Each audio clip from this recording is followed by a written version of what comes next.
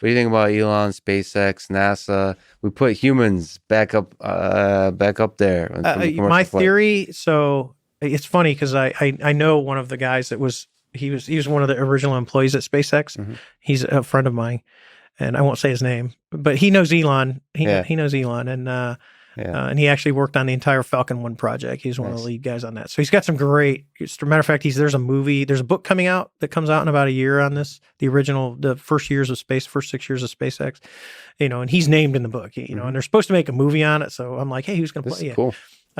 But what he's done to me, it changed the game, and here's why. Yeah. Because I said, I think it was 1962 when Eisenhower warned of the industrial defense complex, which it has become everything he warned us of, it has become. And it's really driven by, there's the big three in defense, which is really, Northrop, Lockheed, and Boeing. Those are your big. So Raytheon's kind of like a subset of that, but Raytheon's pretty big too. But in U.S. defense, those are the big guys, right? That's actually where a lot of military guys go when they retire. They go do stuff like that. So,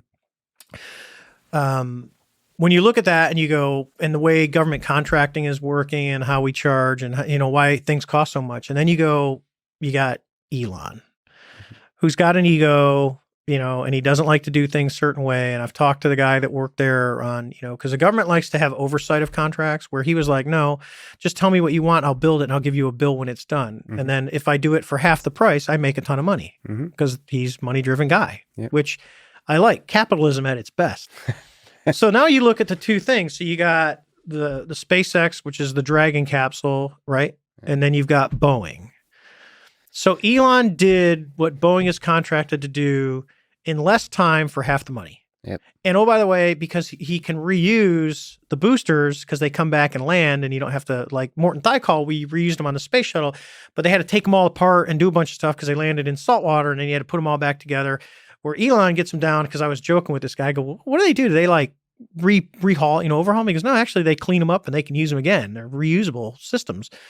Incredible leap in technology that no one thought of, but here's a private company. So being able to put people on in the capsule and the spacesuits, I mean, it's literally like sci-fi when you watch when they went up. So I'm a huge fan of what he and his company have been able to do, because, the fact that we were paying huge amounts of money to the Russian government, and oh, by the way, if you didn't know, because I have some friends that are astronauts, they all have to learn Russian. Right. They have to do, it's level 5, where the test is a phone call. Yeah. Where they call you up and they, because they would go. So I went to the pinning, and two friends of mine. The one actually had a mission date. The one got one later. So it's cool when you're watching your friends doing a spacewalk, because I would pull up, because if I knew it was going on, I'd pull up the NASA thing. I was in a meeting one day and I've got NASA on, and Maker's out there floating around, doing his stuff. And I saw one, he's in the space station while they're doing a spacewalk. So it's kind of cool when you go, oh yeah, I know that dude. He's up there in space floating around. So when you look at what they're capable of doing, and then you go, what Elon is bringing to the fact that now it's back in America. It's actually, to me, it's cost effective for us to be able to do more stuff. I think it opens the door to, do we go back to the moon? Is there a reason to go back to the moon? Personally, I think if they're really going to go, in years from now, go to Mars, I think that the moon is the stepping stone to go back, to start proving some of the technology, to go, hey, we can build this, we can get on the moon, and now we can get back off the moon, because we did this on less than a compact computer in the 60s, which is the whole reason that I flew, because I'm obsessed. Matter of fact, I have the giant Lego Apollo at home. And the lander, and I have one that my dad built me in 1969, right after that. And Neil Armstrong's an Ohio boy, and so am I. Matter of fact, I have a picture of him in a car in Wapakoneta, Ohio, at the parade after he walked on the moon, because his parents didn't live far from my aunt and uncle in Wapakoneta, and they were out at the parade.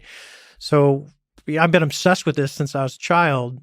Do you hope that you'll go out to space one day? Me, if I had the opportunity, I'd go in a second. I am not. Because I mean, that's one of the hopes of the commercial space flight, is that, like people like, I mean, it would be tourism, but you certainly wouldn't want to, in terms of, you're now kind of a civilian, right?